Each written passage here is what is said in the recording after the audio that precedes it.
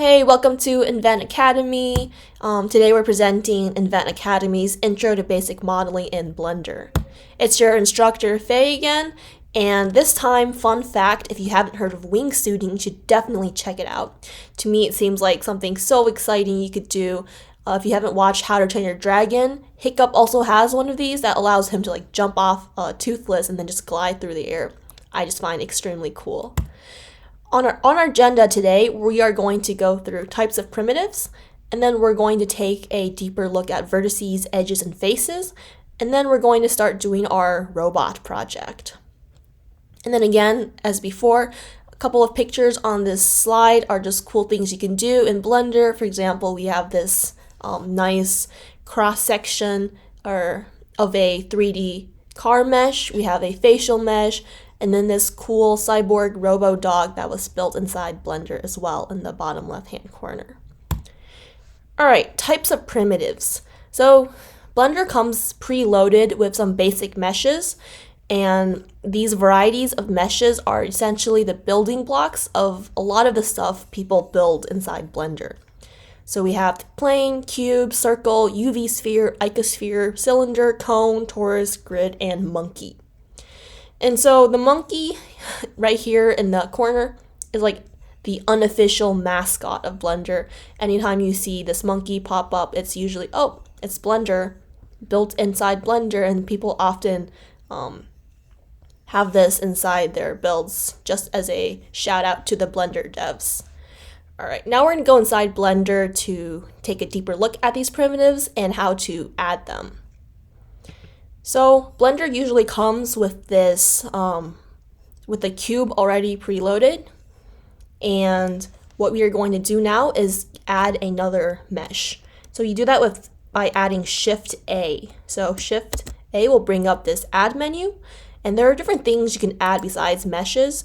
For example, you could add text, you could add an image, an armature rig, you could add another camera, but right now we're just going to look at meshes. And then here in this drop-down menu are the different things that we just saw on the slide. So now I'm just going to add a cylinder. And what you see here is that the cylinder appears directly inside of our cube. And that's not ideal, and I can move it out by hitting G to move it anywhere I want. But the reason it appeared inside the cube is because right now our cursor is set at the origin.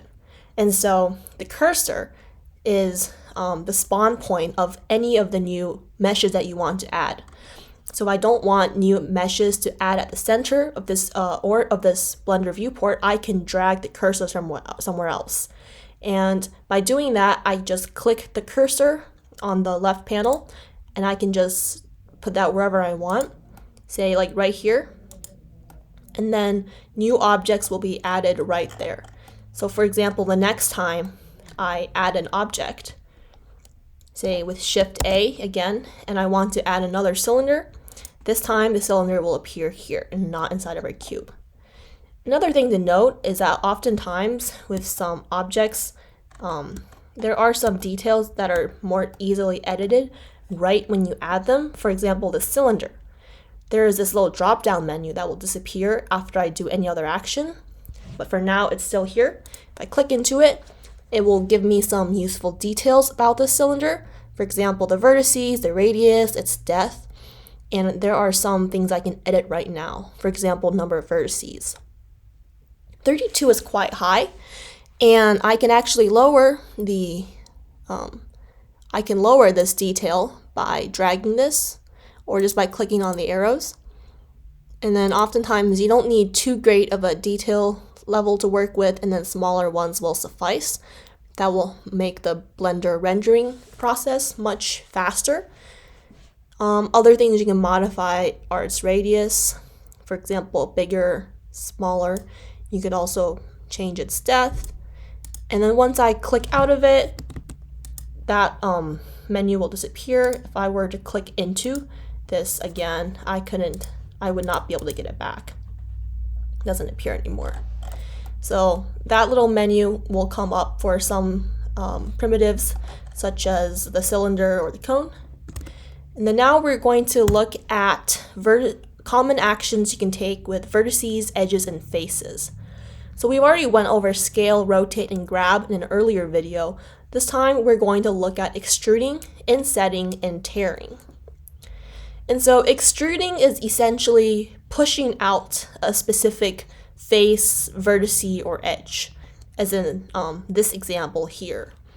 Insetting is essentially, as you can see in this picture here, it's taking the original border and then creating a new outline but smaller, or insetting it inside the original face.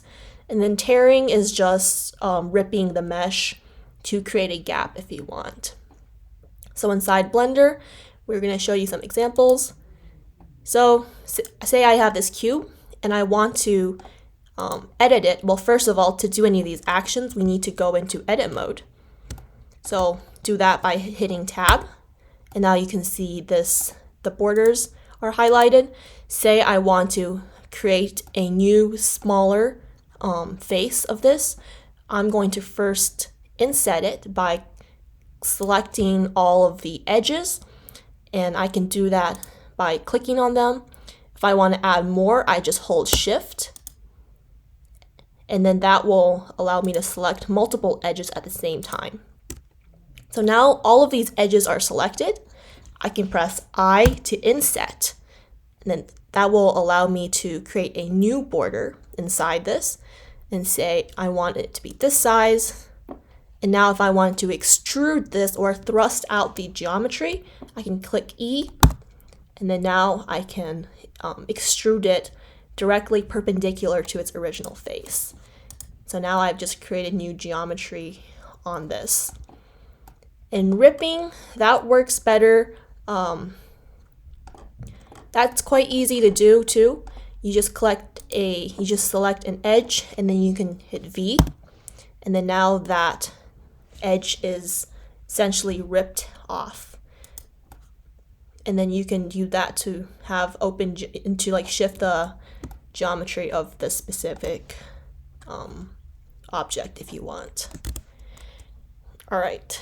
So now, armed with some common actions and tools, your task today is to create a robot. So have fun with Blender, add some new meshes, resize to make some different body parts, and then drag them around the viewport to make a cohesive whole. And the biggest thing to memorize or to keep in mind is to just be creative and have fun with this.